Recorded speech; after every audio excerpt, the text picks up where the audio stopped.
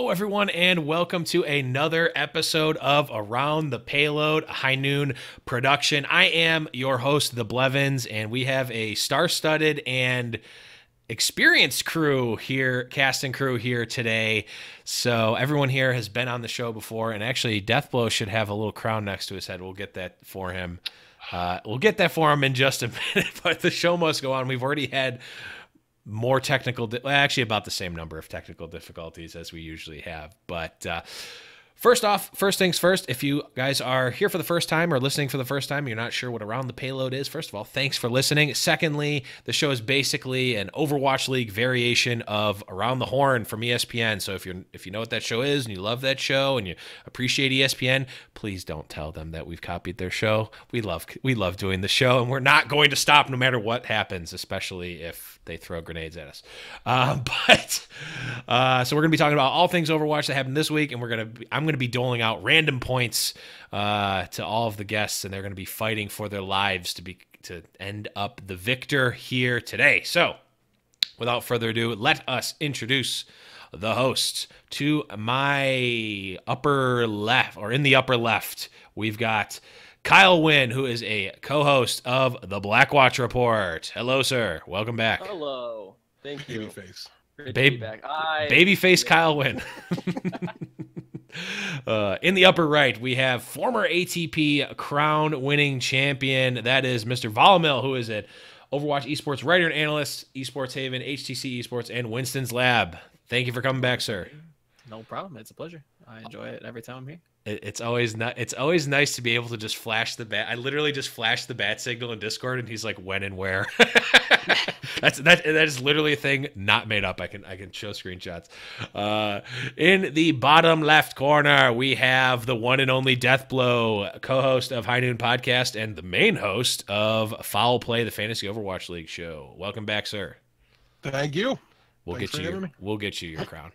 And last but not least, we have the most infamous ATP guest of all time, and also a co-host of the Blackwatch Reports. We've got a little bit of a rivalry going on here. That is none other than Big Keph himself, Thorn Rain. Welcome back, sir. Thorn, your dog's eating off the stove. This is the best episode ever. I love that dog so much. Oh man, get the dog a crown. The dog can have my crown. Apparently, do we call attention to it or not? No, we definitely should, because I need to open up the point scoring system while we delay for time, because you can't get points without a point scoring system. And of course, and we're driving over for dinner, so the dog can't eat all the food. Yeah, don't eat all the mac and cheese, man. We'll give Thorn Rain 2 points for the dog eating his dinner, because he's gonna be hungry tonight. But let's jump right in to the topics and start off with round number 1. Once the drop plays sometime today, maybe. Round 1. Capture the objective. Okay, so stage 3 has been kind of crazy. In this upcoming week, we've got the last week of regular stage play, and then these crazy playoffs. All sorts of implications about that, but we'll talk about that later. This stage has been all about Boston. So they started out with middling success. They've gotten better. They've slumped. They lost their star DPS player to stuff. We don't need to talk about that. But Kyle, we'll start with you. Why is Boston so dominant right now? I think the main reason is because, first off, they started out with a bunch of players that didn't really come in with any sort of egos. We've seen that, that's kind of been the issue for a lot of teams, is they come in thinking that they're hot stuff. They especially a team like Dallas, who came in as they're the best Western team, and so they have nowhere to go but down, basically. Mm-hmm. Meanwhile, Boston started off as no one thinks they're going to do anything better than last place. They think they suck, and so they have nothing but momentum. And they started out with low egos and built really good teamwork day one. That's why they weren't participating in the pro pugs. They were busy working on getting their unit as cohesive as possible, becoming one of the tightest teams. And then because of that, if you build a team together, I think, yeah, I think they just built the team together and then they improved together as opposed to having one person get better or buying new people and bringing them in. And so they had a really good foundation. So when Dream Casper had to leave, Mistakes was able to fill this gap because he didn't need a certain amount of skill. He just had a team that worked around him and worked well together, and that kind of already put him on this pedestal to do great things. He just needed to kind of like hit shots, and they did well. For sure. Definitely a lot of good points there. Volumil, any what else you got for Boston being so dominant? I mean, they beat NYXL. They're undefeated this stage. What's going on with them? I definitely think that the structure that Huck has put in place with, giving esports that first kind of top-down, very traditional sports-driven infrastructure has excelled with their play style. But there again, touching on that same play style, you look at stage 2 and you really started to see them start to come into their own with really, really high level, just foundational Overwatch. Their dives are just some of the crispest I've ever seen outside of Korea. I think they're incredibly good, and I don't see them really kind of slumping off anytime soon. I've been impressed since stage 2 with their Hanamura attacks, and I don't think I'm ever going to stop being impressed by them. Yeah, they are definitely an impressive feat, to say the least. Big Keph, what do you got on Boston here? I mean, I'm going to go kind of with Volumil here. I mean, Huck, honestly, and the coaching staff and the players that he put together to come into the league. Nobody knew about these guys. Nobody had a clue who they were. I can reference back for Huck going as far back as Toronto Esports. Toronto Esports is still currently running like very clean. They are super clean in contenders, and that comes like from just deep just knowledge that Huck brought up from Toronto with him into Boston. That's why they signed Toronto Esports as their academy team. And then the whole Dream Casper thing, sometimes losing a star player isn't a horrible thing. It allows the people that were around that star player to stop feeding the star player and let them shine a little bit. Now they don't have to play a certain way. They can play their way. And Mistakes comes in and plays his way, and everybody else around him just changed up just a little bit, because now they're not playing around Dream Casper, and they're just doing their job. Yeah, definitely. It was definitely a surprise to see that happen. I think a lot of people, myself included, expected the Boston Uprising to kind of crumble there. Deathbow, last words on your absolute favorite team owned by your favorite organization, the Boston Uprising. Yeah, so the question is, why have they been so dominant? And I'm going to give a very different answer, despite all three other answers being very correct. They haven't been. They've been going to a lot of map 5s. They've been very successful, but they have not been dominant to my eye yet. So I want to give credit where it's due. They're playing really well. We all did 100% expect them to drop off after Dream Casper left. But I think what I didn't recognize at the time with the Dream Casper situation is what I always say that Selfless did with the unnameable player that I can't bring up. And it's that you really devise your strategy around that player, right? And you go all in to protect them. And now they can do that with Striker instead. And it doesn't have to be all about Dream Casper anymore. So everything everybody mentioned here is absolutely correct. The institutional support they're getting, we're seeing the traditional sports organizations have more success overall than the endemic esports organizations here. And there's a lot to that. They're used to navigating the schedule, things like that. I'm sure they're managing their players' playtime, their activity levels, their mental state better than a lot of the other teams are in Overwatch League right now, and that's contributing to why they're able to keep it together. Also, note, he is a phenomenal D.Va player. The diamond in the rough of Overwatch League. I don't think it's particularly close. He is probably the best aggressive D.Va in Overwatch League right now, or at least playing the best. There's two different styles. Obviously, there's peel divas as well. I think he falls down a little bit if they were to ask him to play that style of play, but until somebody's able to shut them down and beat them on their aggressive style, they have no reason to switch it. So. Yeah, if it made any difference, I'd dock a point from everyone. How do we talk about the Boston Uprising and being good without even mentioning the name Striker? I mean, come on. The guy's a monster. And also, who is the player you're talking about from Selfless? I don't know. You'd have to. I tried to get someone. Points. Yeah. You guys are all too good at this. Okay, let's move on, and we will move right along here. I thought you guys see this is a seasoned cast here. I learned my. I was This gonna go is- with Sinatra. Yeah, I was just gonna say. we all Sinatra know. just to- This is a seasoned cast. I thought I might be able to get someone, but we're gonna have to try a little bit harder. Let's move on. So we got word that Overwatch League is adding third-party liaison for each team to help players manage their public personas. Really not much more that needs to be said about why this is. XQC, all sorts of different players and things publicly rather. But Valmo, we'll start with you. Is this something that the league needs? Should this have been implemented earlier? Or is this just kind of only happening because of what happened with XQC? I don't necessarily think it's just XQC. You look at other esports, and players do kind of struggle with being thrust into the limelight when they just grew up in their mom's basement playing games, and they just happen to be good. So they don't have that kind of media training that a player like Jake or maybe even Custom might already have had. So I do think it's a good thing. I don't want it to kind of hamper on the personalities that we are kind of bringing out and that we are seeing.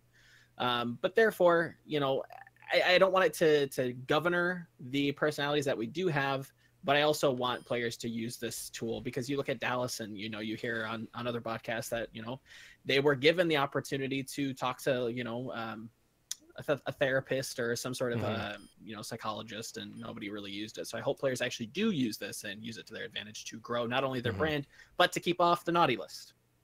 Yeah, definitely don't want to end up going to Overwatch League or Blizzard jail or real jail. That's another conversation to be had. But Thornrain, your thoughts on these third-party liaisons and helping the teams? What are they needed here? I think it's awesome. I think it's too late. This should have happened probably at the end of stage 1. And XQC would probably still be in the league if that would have happened. EQO probably wouldn't have caught a suspension. The other guy from Boston probably still would have been in trouble. That's a whole different story. Yeah. But like you said, these are all kids, and they're coming up with no guidance. And the only form of guidance in the esports arena that they're getting is Twitch chat. And that is literally the last place that you want to get moral guidance from when you're trying to be a professional, is your viewers, because they're financially supporting you, they're not necessarily wanting you to be the best person. They want you to be the best personality. And sometimes that's not the best for your brand. So this is great. Yeah, I'm going to say Twitch chat is actually going to inherently point you towards being the worst person. That's for sure. But Deathblow, what do you think? Is this too much? Are they going overboard with these third-party liaisons, or what are your thoughts here? It's not going to help, but what troubles me is, was this the first time somebody had the idea that maybe these guys needed somebody to keep an eye on them? Because why didn't this happen? Why didn't the teams all individually on their own do this before the league ever even began? I would have hired them before I announced a single player contract, so that they could have had a conversation with this person before anything. I mean, it's easy to say that in hindsight, but how do you not, in the world we live in now, how do you not think about PR? I think about it as a podcast host. I censor myself and don't give all my opinions all the time on certain issues, because I can't, because there's no point. It's a lose-lose situation sometimes to open your mouth and talk about things. So we can't get our advice from Twitch chat. So let's go to Reddit instead. I guess that's what we should. That's a yikes if I've ever heard one. Kyle, last words here on the third-party liaisons for the teams. Well, I had a similar point to what Death said, but I think that it speaks to the, I say the unpreparedness that pretty much every team had coming into the Overwatch League. Like looking at a team like Florida, who had literally 6 players and a coach. And a lot of teams had that same mentality. Even the ones with 12 players, 1 main coach, 3 assistant coaches, they're still missing pieces. You still need to have someone to take charge of PR. You still need to have someone to take care of players' mental health, because these people are playing 40 games in a normal season, and then plus how many even in playoffs, and that's with scrimming 6 times a week or 6 days a week. teams should have had this coming into this, and not just, you know, a PR liaison, but like a full support structure that handles everything from public personas to mental health to how do you do laundry, because your parents always did your laundry and now you don't know when you put the dishwasher detergent in or when the dryer sheet goes in. And so I think it speaks to the unpreparedness of most of the teams. It is good that they are now doing this, but I think that we need to be a little bit more proactive in our thinking of, like, you know, what problems could arise from players. What are the things that could be negative PR facing in the future, as opposed to just dealing with, like, oh, a bunch of people just got banned. Let's figure out how to have less people get banned now. Yeah, I bet I'll bet anything that, like, it's my opinion that Blizzard should have handled this at least for the first season, because everyone's there. The teams are still building out their organizations. Blizzard is a full-fledged organization. Blizzard should have handled it, but what I bet is that Blizzard was like, "Oh, we're gonna have the players summit at the beginning of the season, and that's gonna cover it." In the same way that the teachers have every year have that assembly at the beginning of the year. It's like, "Hey, don't bully people, don't haze people," and wipe your hands clean of it. Hey, we told them not to be bullies. It's on them now. It's like, think about that one for a second. Trevor May is all it takes.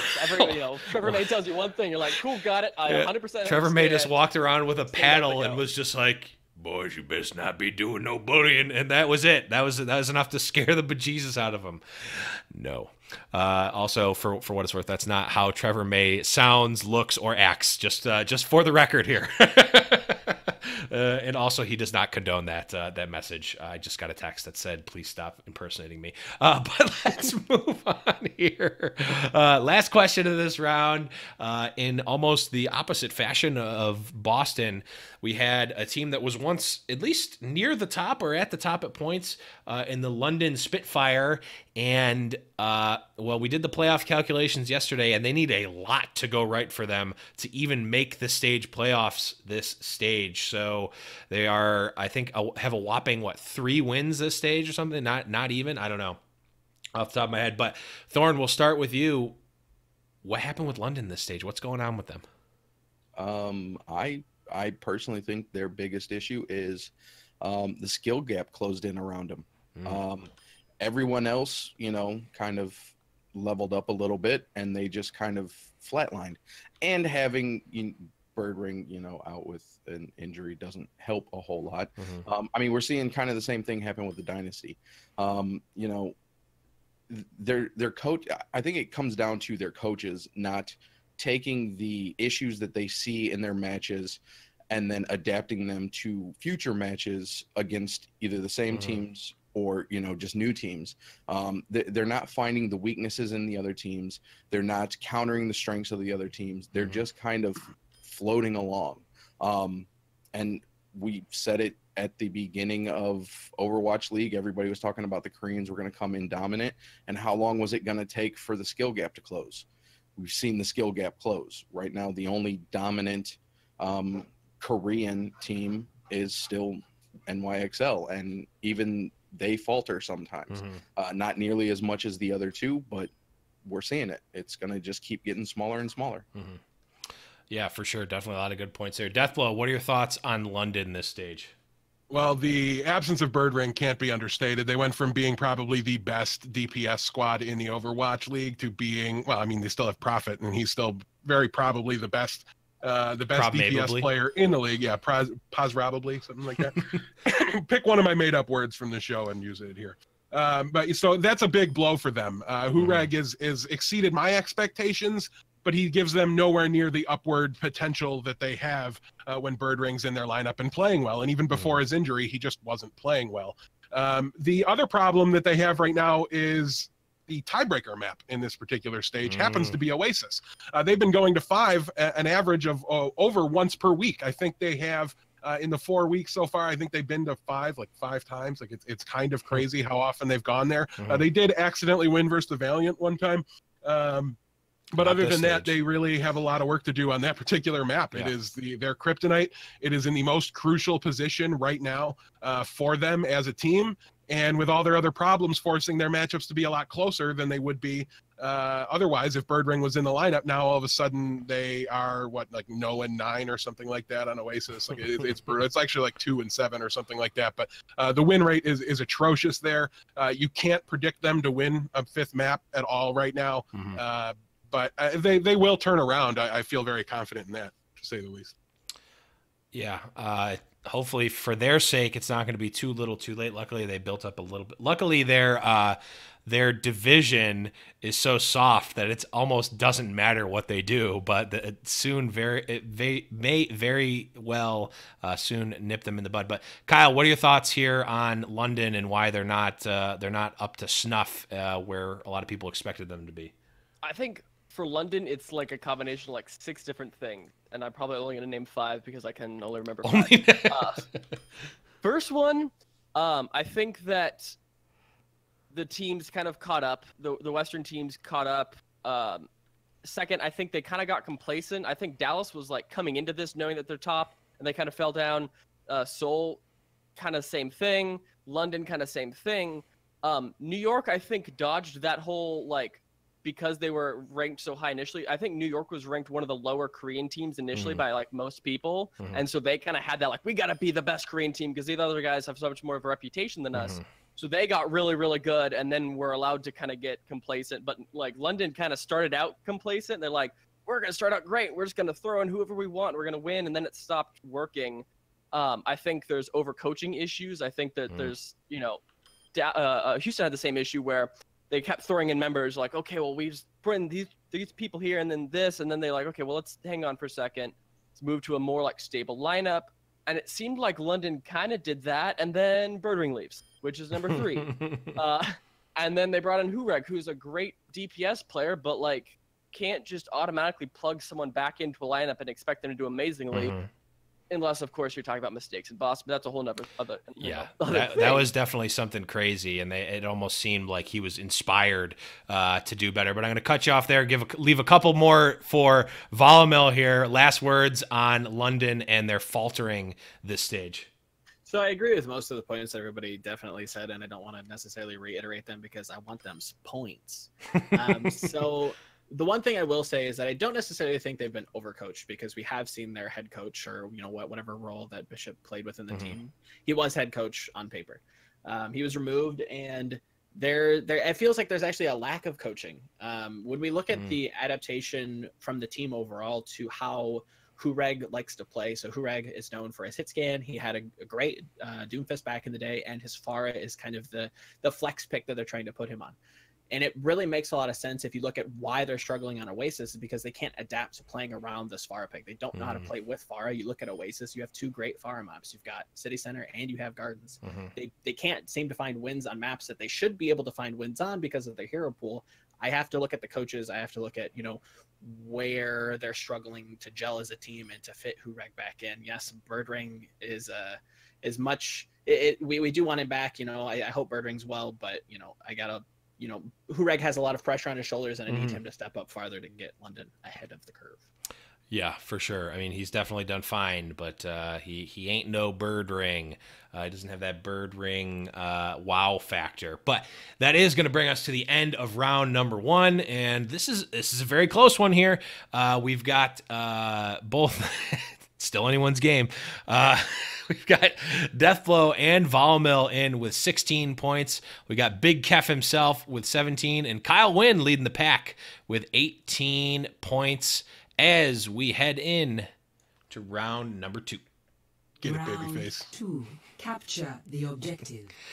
This one, we got this news yesterday, and it hit me. It hit me a little hard.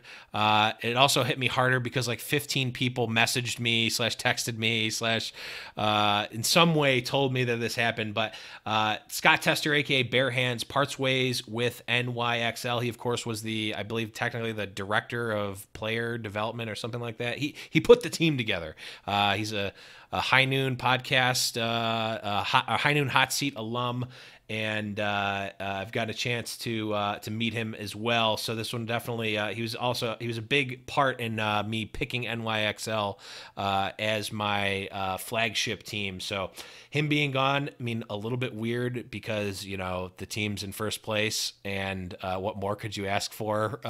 Either from him having built such a phenomenal team, or from the org for doing so great. So I don't know. I don't know any details behind that. There hasn't really been anything other than a PR response from him. But Deathblow, how is this going to affect the team?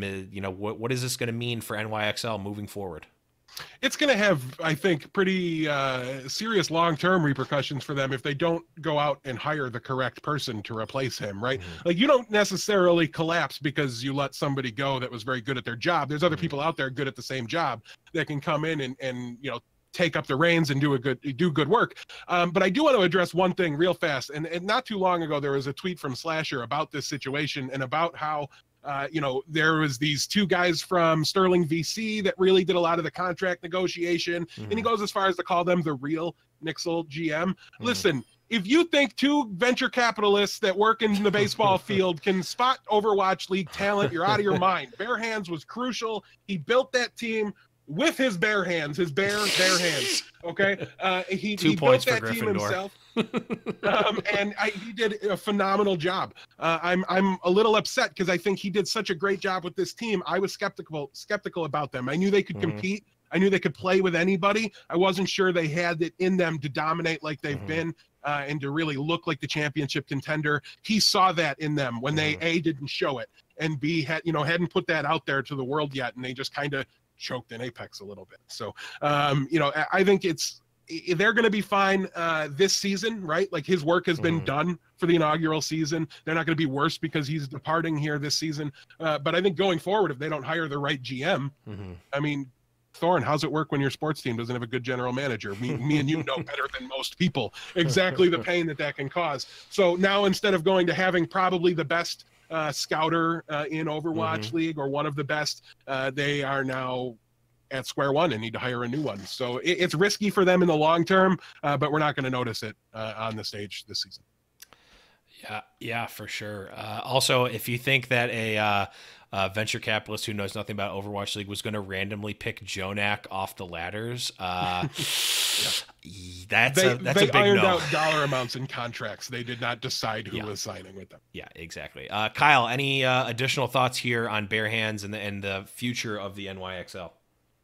I think it's one of two possibilities. One of them is the more like optimistic one, is that maybe he recognized his own value as someone who could get paid to build teams, and maybe he could, find another team, one of these expansion teams for season 2 coming in. They're going to pay him bigger dollars, which, maybe he came into NYXL getting like minimum whatever salary was, and now he's got a big name for himself. He's the guy who built the #1 team in the Overwatch League by a long shot. I guess maybe not by a long shot, by a pretty solid margin still. At least a few wins right now. Yeah. And so I think that part of it is maybe he found a better opportunity. Maybe he's going with one of the expansion teams. Maybe he's going to do like a contract thing where, like, cool, he's going to build the German team, and then he's going to build the other Korean team, and then he's going to go build the Chicago team, and just gets paid $1 million per team he can build, and just be the guy who spots the talent. Or it could be the fact that NYXL has kind of realized that they are good now. Like, they're like, cool, you helped us build this team, thank you for that, but like, we're good. We're just gonna run our course, maybe pick up 1 or 2 other players like Animo, and kind of just like, get them ready to take the stage. But like, I feel like maybe they also could have, like, their business was done with him, possibly. That could certainly make sense for the short term, at the very least. But Valmel, any what are you thinking here with NYXL, their future, and the future of Bare Hands potentially? Now, Scott Tester, Mr. Bare Hands, no shade, but this might come off sharp, but I don't like the idea, or I don't necessarily subscribe to the idea that he built the team. I think that majority of this team was together beforehand. They were previously LW Blue. Granted, they did add some amazing players. They did add Jonak from the ladder. Yes, I completely attest to that. But I think that was necessarily more to his identification and scouting of talent Mhm. that was already put together. I do enjoy, you know, Wizard Young, and I do enjoy Coach Bevane, but I think they definitely brought in those pieces from Korea, and I feel like they were the architects and he was the project manager almost. So I do have to go along with Kyle there. I think that he's probably gone off to another position. You know, he was at Blizzard, formerly a Blizzard employee, now with NYXL, and now he's probably going to another Overwatch League expansion team. But I don't necessarily, I'm not keen on the building. I think he was definitely instrumental in bringing them over, but I don't like building. Building is just a little too strong for me. I mean, if you listen to the High Noon Hot Seat, the way he described it, it sounded more like building. And also, he was the biggest proponent of Libero before anyone had any idea what Libero was really capable of. For sure, he talked to us about Libero like way before, and he's like, "You guys just wait and see Libero." He's like, Also, "You guys with that are." Opinion, you can't say bare hands. Right. That is also true. That's a blow. Yeah. That's at least worth 2 points. But Thornrain, last words here on NYXL, bare hands, etc. I mean, there's not much really left. Pretty much everything that was said across my 3 other panelists is exactly what I had written down. You know, we did see the tweet from Slasher, and I kind of wasn't a fan of the tweet. It seemed a little, I don't know, aggressive. But we know Slasher to be a little aggressive when he gets a little bit of news in him and he wants to throw it out there. You can't deny that Bare Hands was a huge part of this New York Excelsior team. Like, massive.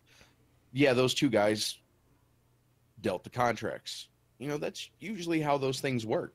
You know, the guy that goes out and finds the talent isn't the guy that says, "Hey, you're going to get paid this much."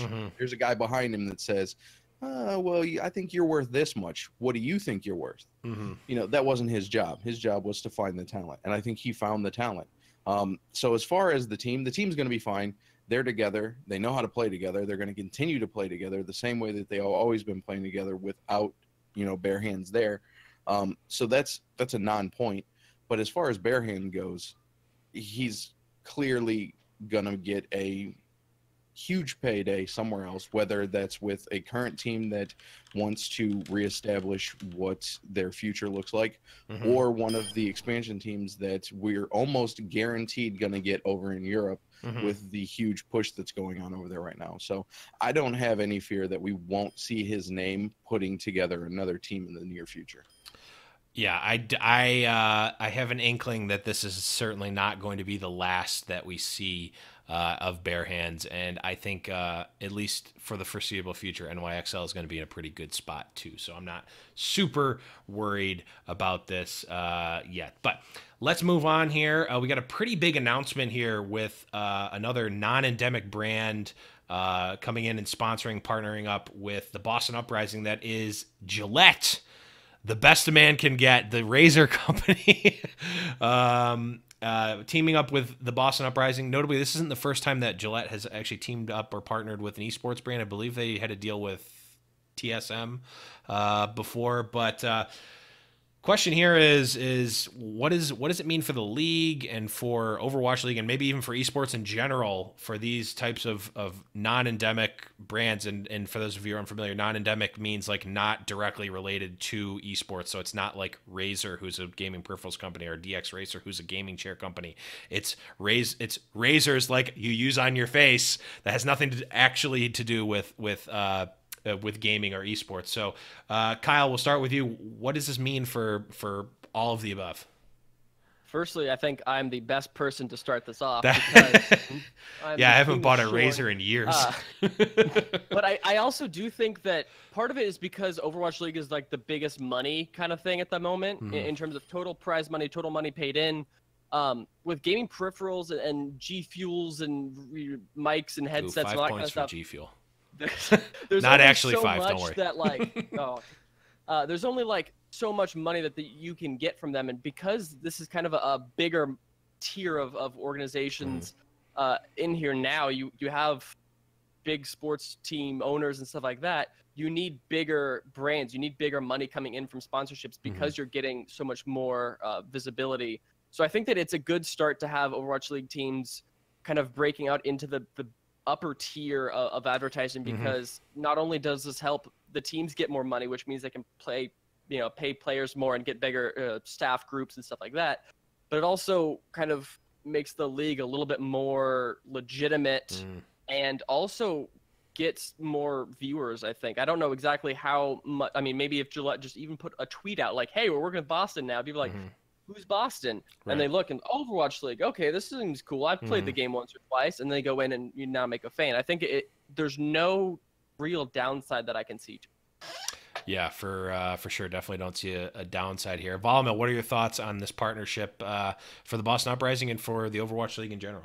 So 2 things I did want to touch on were the fact that, it looks like the Craft Group and Boston Uprising are kind of similarly branded in the sense that, they are from the home stadium of Gillette Stadium. So, you're creating those not lifetime, but career sponsorships and partner plans that are really going to push that branding forward, because you look at a Patriots fan, they know Gillette, and you look at, somebody who might be a gamer from the Patriots and they might want to, possibly be fans of Boston from that.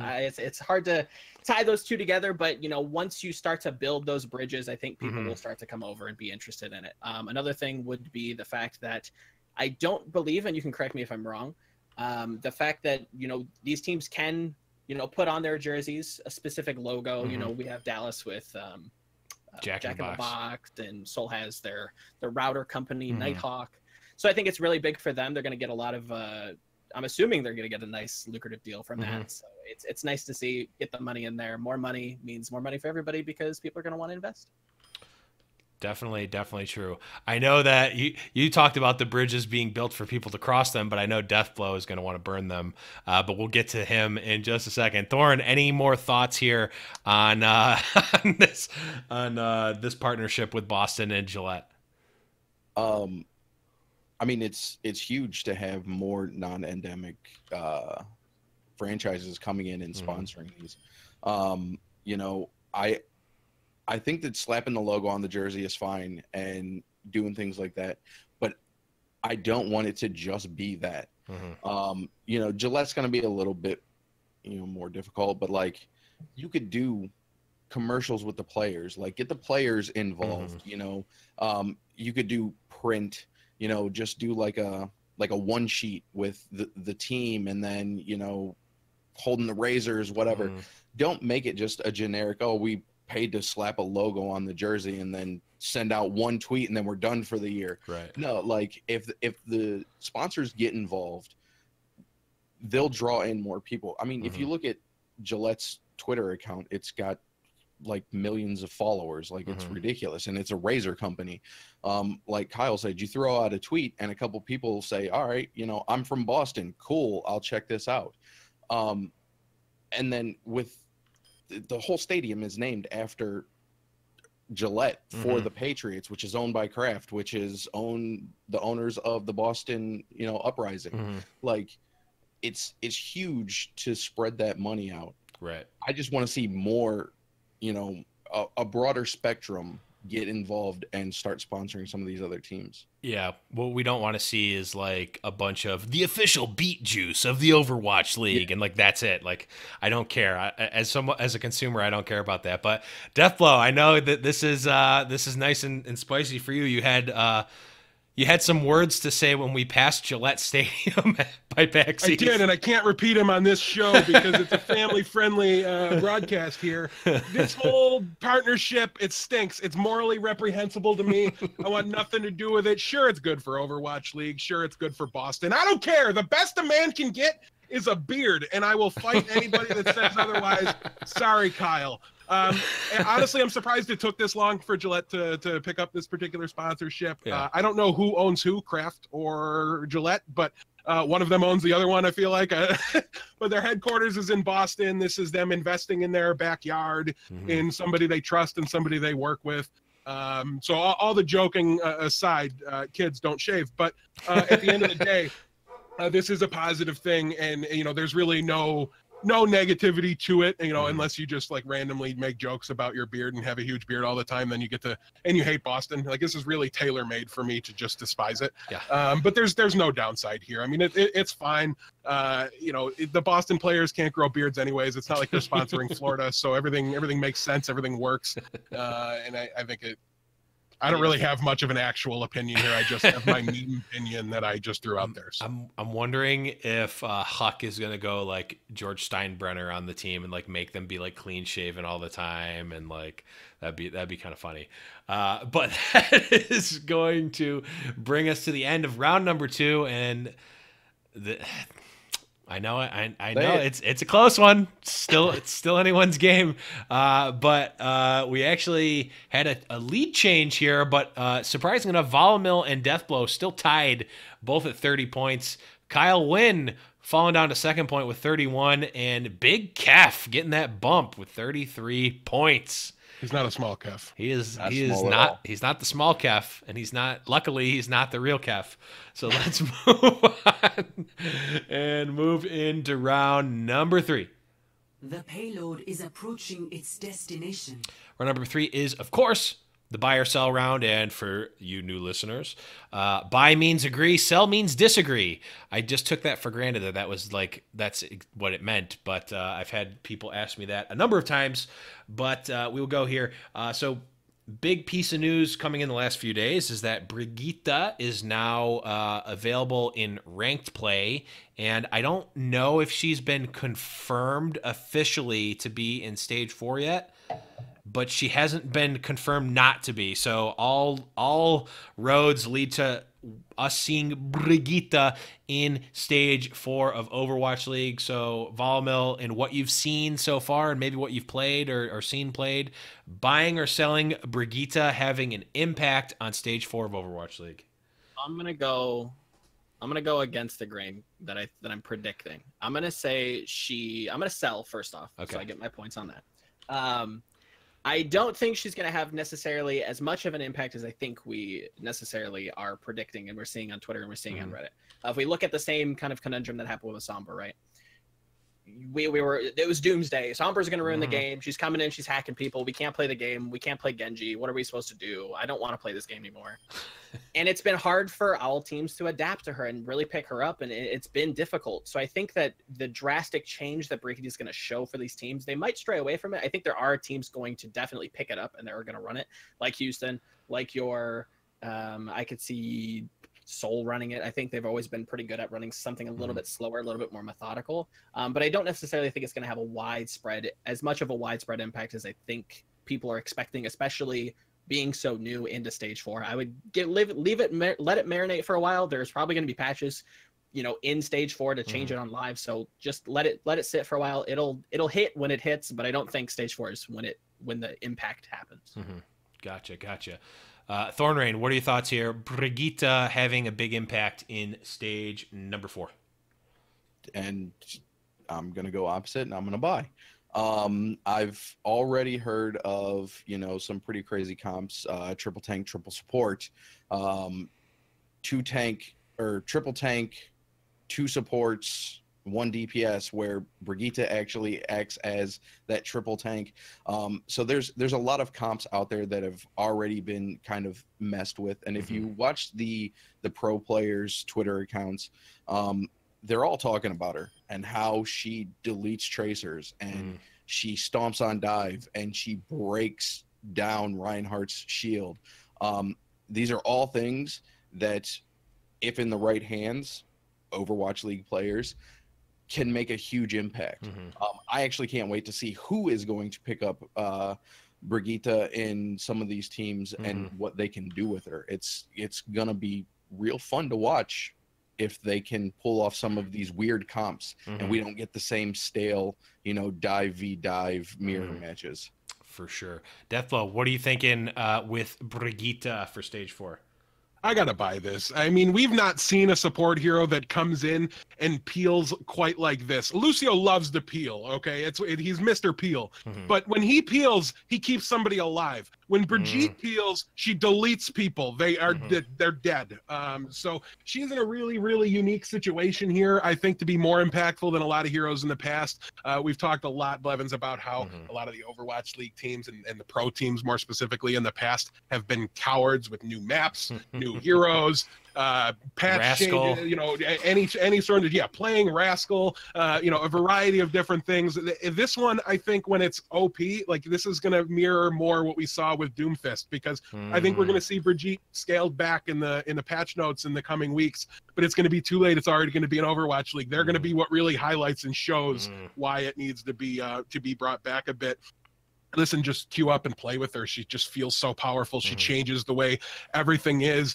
This isn't anything. I did play her a little bit on PTR. I had nothing like the experience I had yesterday. I literally 4v1'd an opposing team and backcapped like I was soon on Tracer with Brigitte yesterday. It was like the nuttiest thing I've ever seen. It shouldn't have been possible. And I don't know the limits. I'm still testing them, right? That's why I was able to like pull off a play like that. It was probably put myself in a horribly stupid position, but they weren't used to playing around me yet either. But these pro players, especially with the week off, they're going to hit the think tank. They're going to come up with something to do with this hero. The potential's too great for her for them to ignore it right away. They'll probably get it wrong off the bat, but it's not going to stop them from doing something and trying something with it. So I think she's going to be a meta changer. Like she's going to warp things pretty drastically here going into the final stage. I would say she might even warp them dramatically. But Kyle, last words here. Buying or selling Brigitte having an impact in stage 4? Big buy. I think that I don't think she's necessarily like too strong or overpowered currently. I haven't seen enough. I haven't played enough. I don't really. I think I'm gonna go more on seeing how strong she is as opposed to playing. But I think that player perception is a very strong thing.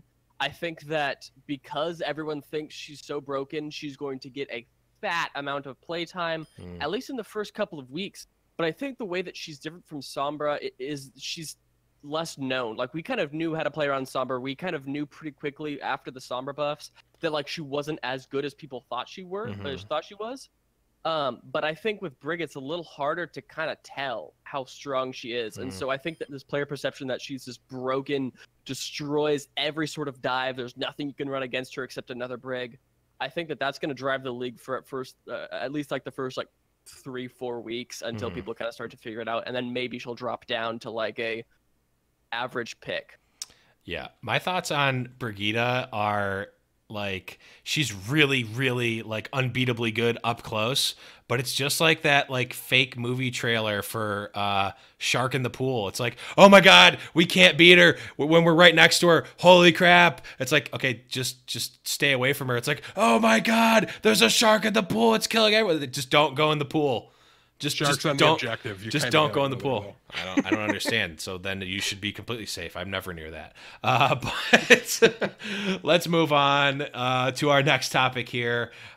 This one is about not someone coming, or actually, I guess this one is also about someone coming back and playing or being played in stage number 4, and that's Effect, and him leaving in the middle of a stage, just leaving his team to go back to Korea for whatever reason. And Thorne, we'll start with you. Are you buying or selling this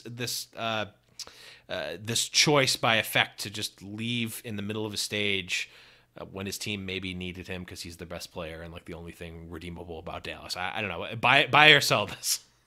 I sold it 0.01 seconds after I heard the news that he left, because it's insane to me. He signed a contract knowing the length of the season, knowing that he was going to be playing in a foreign country. I mean, he was already here. He was with Envious. Knowing that he was going to have limited time to interact with his friends and family. Those are things that you have to prepare for. If you can't prepare for him, you shouldn't have signed the contract. You just shouldn't have. Even if you're the best player, if you can't deal with it, you can't deal with it. It's going to weigh on you. You're not only letting down yourself, you're letting down your team. And this team paid a lot of money for you. I don't want to say it that way. Are paying you a lot of money for your services. Right. Invested a lot in you. Invested a lot into you. And then you just walk away from them because your team's not doing good and you're homesick. Everybody's homesick. Like, work it out. You got a week off. Yeah. Request to leave for a week. You got your visa. Do it. But don't just up and leave him for 2+ weeks. We're hearing that he's not going to be back until the beginning of stage 4. We don't even know if that's true. He might not be back for week 1. Yeah. Sell. Would be hard sell. Yeah, that would be a tough one for Dallas Fuel fans to stomach after a series of long and forceful pills that they've had to swallow since the beginning of the league. But Deathblow, buying or selling, Effect taking a break mid-stage. I'm selling every word in this sentence. I'm selling Effect. I wouldn't want him on my Overwatch League team anymore. He's a bad teammate. I wouldn't sign him. He has essentially, if I'm a GM, he's earned a black mark that is irreparable. He can't come back in my mind here. I'm selling him leaving because he abandoned his team when they needed him. Listen, when I was in high school, I played football. We went 0-8 my junior year. I had a whiplash in my neck. I got hurt, literally carted off on an ambulance. I blew out my knee that season. You know what I did? I stuck by the team through every minute of the 0-8 season. I stayed there, and I knew I was done. I knew I wasn't playing my senior year. You don't quit on a team. If you have that in you, don't join a team. I'm especially selling him doing it mid-stage at the worst possible time when they have players that are role transitioning off to other places. He gave them no time to prepare for it. And I guess I have to sell Korea too here. I have nothing against Korea, but I said I sell every word in the sentence. So sorry, just Korea, throw in a little bit of racism in there too, just because. But it's just there's no excuse for this. How can you? It literally can't even speak right now well because it's just so dumbfounding to me. The only reason to buy it is because meme value is about all that the Dallas Fuel have left to contribute to the Overwatch League. But other than that, yeah, it's just bad news all around. He won't be back in a Dallas Fuel uniform next season, and I hope he's not in the Overwatch League next season. I mean, he's just so good. I don't know. Terrell Owens. For all the good it does you when he disappears after 3 losses. I mean, Michael Vick came back and played. He went to jail. He didn't go leave on purpose. Well, he did some morally reprehensible things, and he still came back and played because he was good. But that's another conversation. Man, I am stepping over landmines this episode. But Kyle, move on to you. Buying or selling Effect taking a mini vacation right in the middle of his job. I'm gonna sell the fact that it's a vacation and buy the fact that I really hope he is finding. I hope that there is another Korean expansion team, and I hope he's in 90% of the way in with that team. Because first off, Dallas needs to die. The whole team needs to be floated into oblivion. Dallas is done. He needs a new team. Clearly he's not working well with that group of people at all. They worked really well in that whole honeymoon stage, and then things kind of just reality hit, and then you're all screwed up. I think that he needs to stay in Korea, whether it's playing on a contenders team or playing on whatever the expansion team is for the next, whether it's Busan or whatever other large cities they have there. I think that he has shown that he's one of the players who does not very much handle playing this far away from home for this long. I think that it also speaks to Dallas's lack of a good support structure, both for PR, that's been since the dawn of time, but also for mental health. They did this whole, I forget who it was, but said that they kind of offered hey, if you want counseling, there's this person you can go talk to, and there's a stigma attached to that. No one necessarily wanted to do that on the team. But I think you probably should have all right, guys, we're sitting down. We're going to have a chat with this person. I don't care if you don't want to talk. You're going to talk. We need to talk. And deal with the fact that there's so many issues with this team. There's so much drama. There's so many feelings on Effect of not wanting to be here and wanting to be back in Korea. Yeah, for sure. Definitely a lot of good points there. Valma, last words here. Buying or selling Effect and leaving mid-stage. I feel like I'm going to be the villain here. Well, Effect is probably going to be the villain. I sold a country, so I think you're okay. Well, that's fair. Again, bare hands, no shade at all. In Dallas, no shade, but, just got to give my 2 cents. I do have to buy this. If they do want to keep him as the franchise player, you do kind of have to give him maybe the benefit of the doubt if you felt from an organizational standpoint that you let this team down, which I think, that is strong, but I think, what we have in front of us, it's rough. It's rough to see there's no structure in place for this team. You're trading off players left and right. You know, you try to salvage it for stage 4. Maybe you come back, maybe you roar back, giving people the breaks that they need. I don't like the fact that, you know, they're just up and letting people leave. I don't like that either. It's hard for me to stomach, especially coming from a competitive standpoint. But if you are going to try and salvage anything, you do have to make, you know, drastic times, call for drastic measures. Hopefully they do get the GMs and the coaches roles in order. They set up this team for success coming into season 2, and hopefully stage 4 can be better. So if you are going to make him the franchise player, if he's good as, you know, what you think he is, and he has proven it to be true, I think this could be the right choice in the long run, maybe. Interesting. A lot of really good and interesting takes here. When I was reading the question, I really didn't think anyone was going to take the buy on there, but I do appreciate the buy there. You made some good points, despite me completely and wholeheartedly disagreeing with it. But let's move on here, and this is another kind of bullet point for stage 3. The return of Bad Philly. We saw back in at stage 1 and even in stage 2 to some extent, definitely stage 1. We saw the Dr. Jekyll and Mr. Hyde version of Philly. Sometimes they come out and just dominate. You know, they beat NYXL in stage 1, and then sometimes they just lose and are awful. I mean, they went to map 5 against Shanghai last week. They've lost some matches that they probably shouldn't have. They got dominated, and I mean dominated, by the San Francisco Shock. So the question here is, and we'll start with you, Death, buy or sell Bad Philly being back?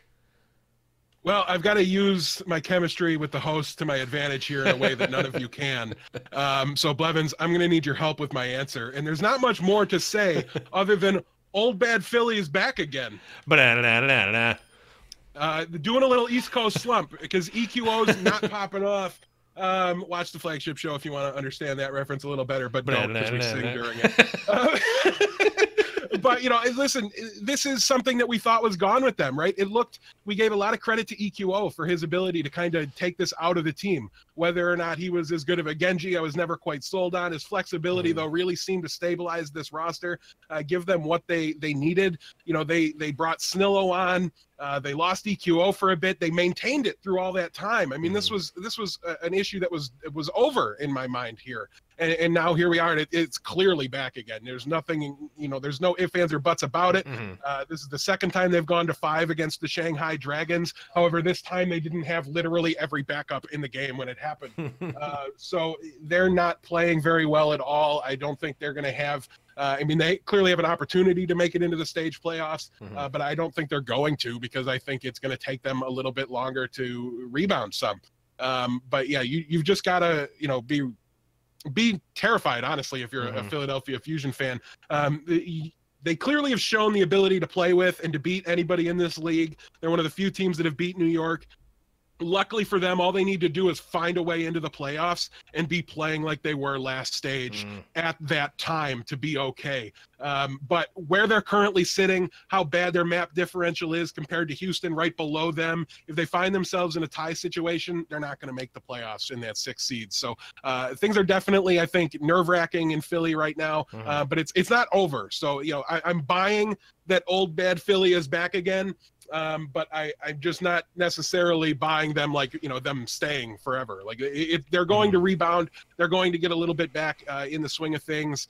But maybe we start to see Shadow. I don't know what the shakeup is, but maybe they bring Shadowburn back and try some different things, or just stabilize. Pick one of the two.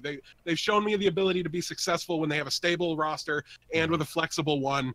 But pick one. Like, I don't stop going back and forth between somebody plays all the maps this week. Like, get people in a rhythm, get them comfortable, and get your team back performing well.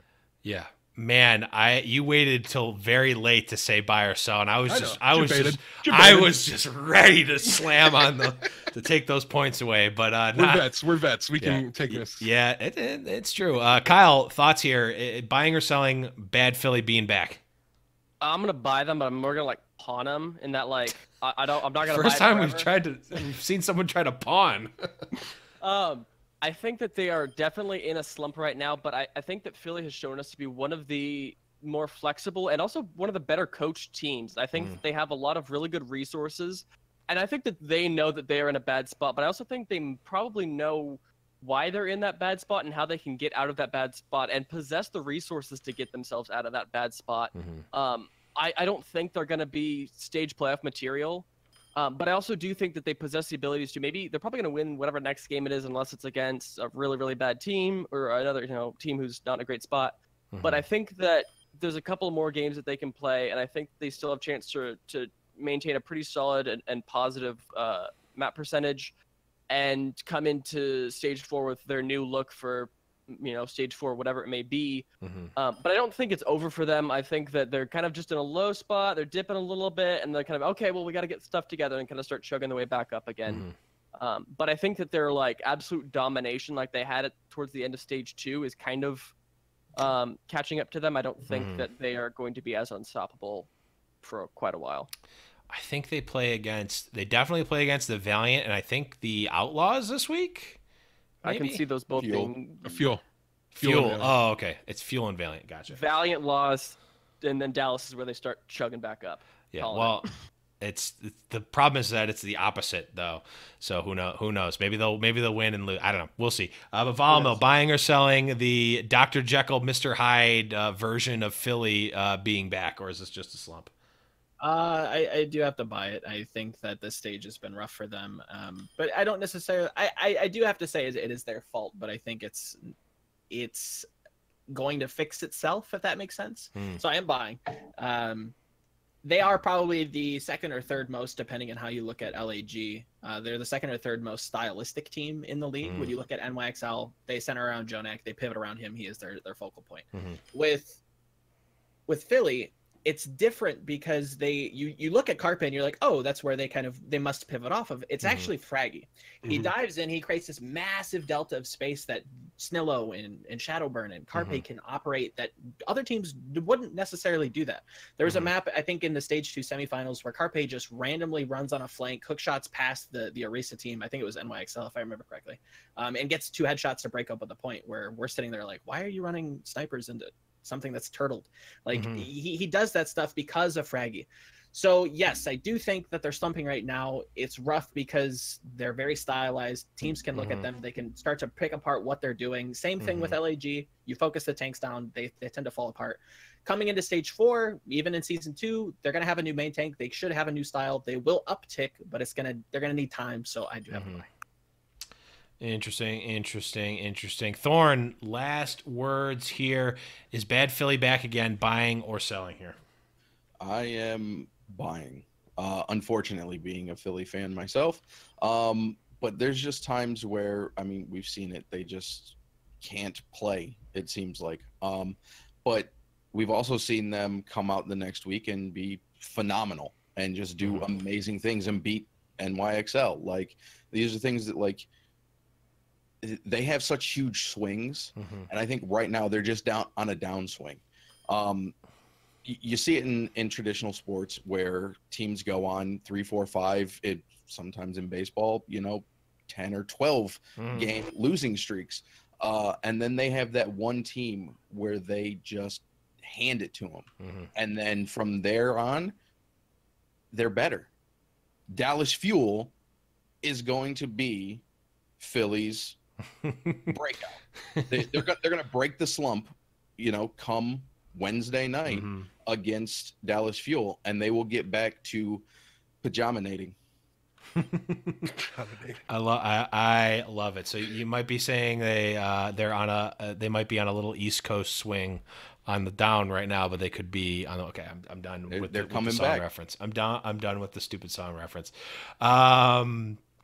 But yeah, so that will bring us into our final question here in the regular stage here, which of course is still the buy or sell round, and we will talk about the thing that everyone has been talking about since Carpe did tactical crouch, we'll call it, aka teabag, against the Shanghai Dragons, and it has set Twitter, the internet, everyone on fire.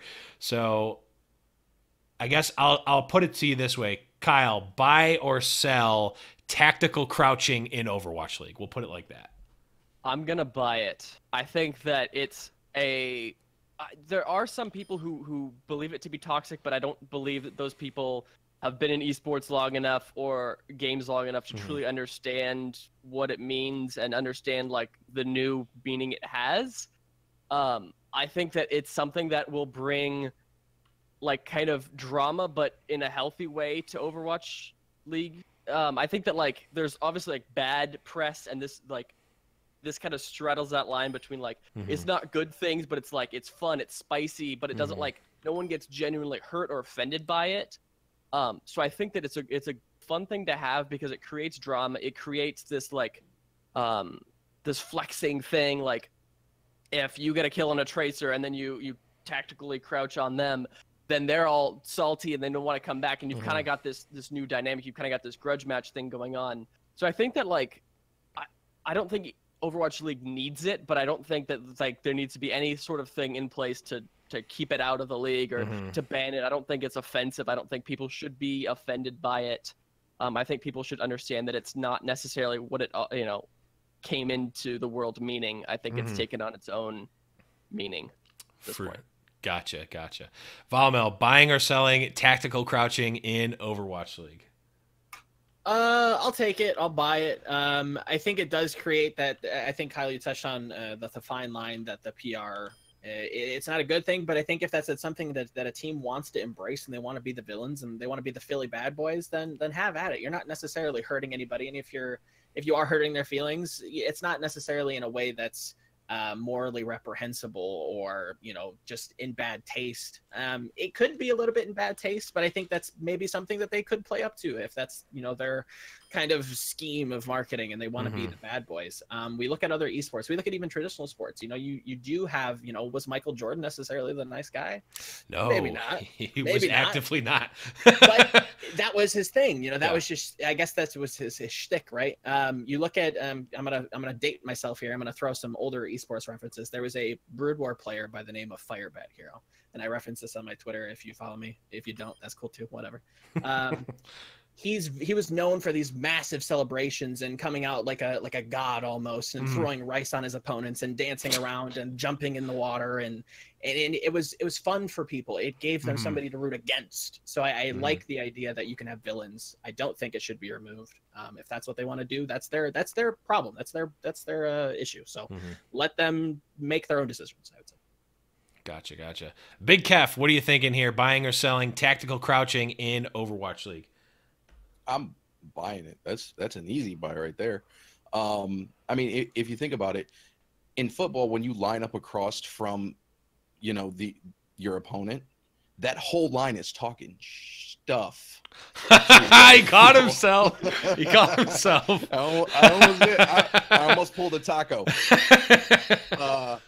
Just talking, just mad crazy stuff. I know professional football players on the arena side. I'm not going NFL or anything, and I've got to listen to their helmet comms, and they are.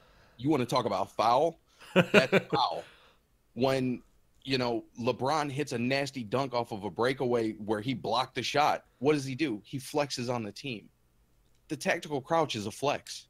It's talking smack. You get in their head. You break up their rhythm. Without it, what do you got? Yeah, you got sprays. You spray something random over their body. Okay, you can bust out an emote. Well, then you're stuck for, a second and a half, and you catch a widow shot to the head. So you're not going to do that. You tactical crouch a couple times, and you run away. Completely fine. Buying it. Easy. And I gotta say, you get plus at least 1,000 points for referencing LeBron, for sure. But Deathblow, final words here: buying or selling tactical crouching in Overwatch League? I'm buying it, and I want to be very clear with everybody. It's okay that you're mad about it. It's okay that you don't like it. It's okay that you dislike the player for doing it. I have questions about Carpe doing it against the Shanghai Dragons. You've officially tactical crouched on them more times than they've won a match. What are you really flexing on? No one's impressed. But what the punishment here, or the punishment here for doing it, should be maybe less people vote for him in the MVP race. He did get actively booed, by the way. Yeah, he got actively booed. That's a perfect response to it. But if he could also be there tactical crouching the fans more than the Shanghai Dragons? Why are you rooting for the Owen whatever team, not my team that's in playoff consideration and all this stuff? So there's a lot to this. But don't put your morals on me. I'm not responsible for your opinion on this topic. The players aren't responsible for you injecting things that aren't here and aren't part of it.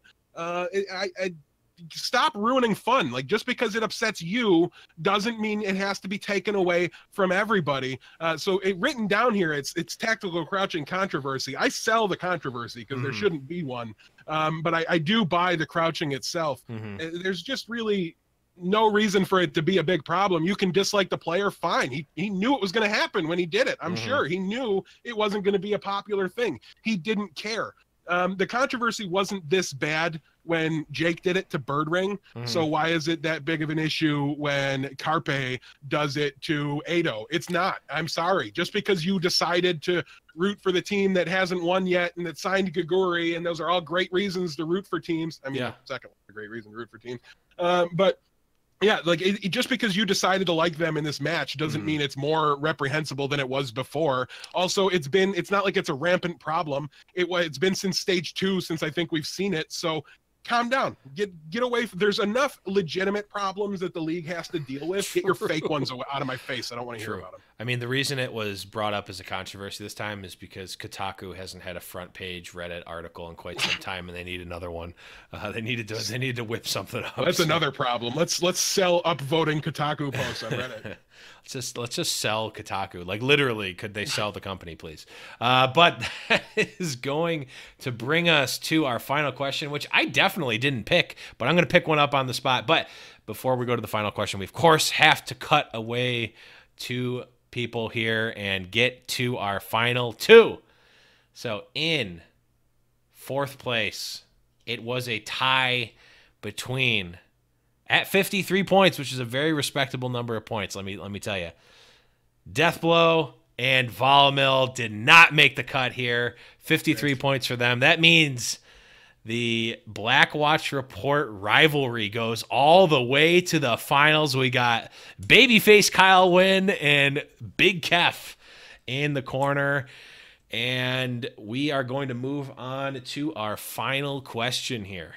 The payload is approaching its destination. I'd like to point out that this question is going to be given without any sort of preparation from either the host or either two people. So we're going to do it this way, because I know that these are two veteran players that they're going to know they want to pander to me.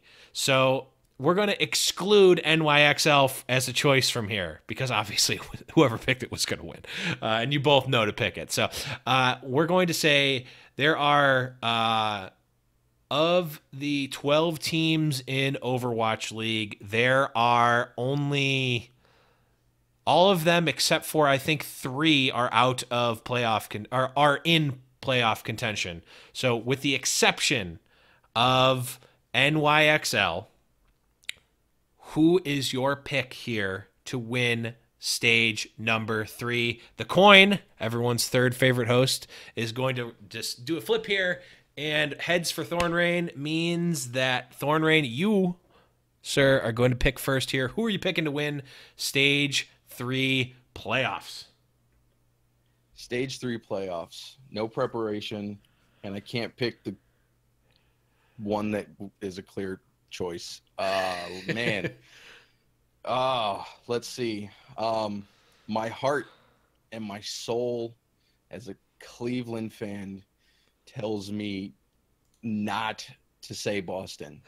But they have the best chance to actually win the playoffs. So I got to go with Boston. As much as it hurts my soul, deep down inside, I got to pick Boston for the simple reason that they're playing well. They beat New York this stage. They're undefeated currently. Yeah, they're going to 5 maps, but a win's a win, however you get it. So yeah, I got to go Boston. Not a bad choice. Not a bad choice. Kyle, the retort. Your pick I swear, for if I'm winner. gonna lose this because Thornrain got the coin flip, I'm gonna be pissed. Because I was also gonna say Boston, but I have no I'm not uncomfortable saying that I think Boston is one of the better teams. They have shown that they don't necessarily need one person to carry the entire team. They don't need an effect to just like drag them up the hill. They have phenomenal team play. They have beaten every single Korean team. I think that NY is going to learn from their previous mistakes and show Boston the respect that they deserve, and they might actually be able to win. But I think Boston, in all seriousness, not even like, I think they do have the best chance to win the stage playoffs based on just pure momentum and the fact that I don't think teams have figured out yet how to counter them with their newer look with mistakes in the DPS lineup.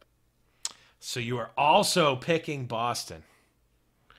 Man, I mean, we've seen time and time again that picking the same thing as the person who went first is not a good strategy. So we're going to have to give it here to Big Keph with the first victory, no longer Forever Shanghai. I will say that the correct answer was not Boston. The correct answer was either Philly or the Gladiators. And here's why. Because they could get the super tie.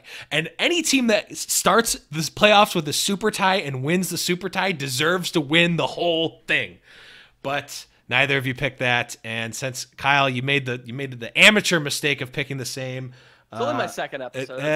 It's We're still going like 9 times. It's okay. It is okay, and it has taken him this long, but he has finally won. You get your victory music, sir. You've captured the objective. Well done. And you now, the floor is yours to sell out and do whatever you have. The floor is yours.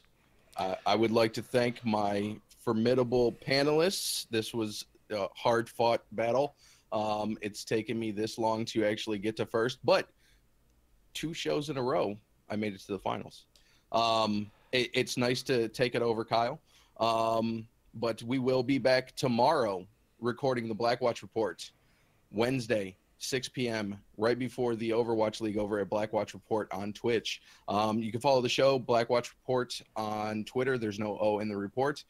We do appreciate all of the follows. You can find me, Thornrain, on Twitter. But other than that, my great co-host, Kyle Wynn, the Blackwatch Report wouldn't be what it is without him.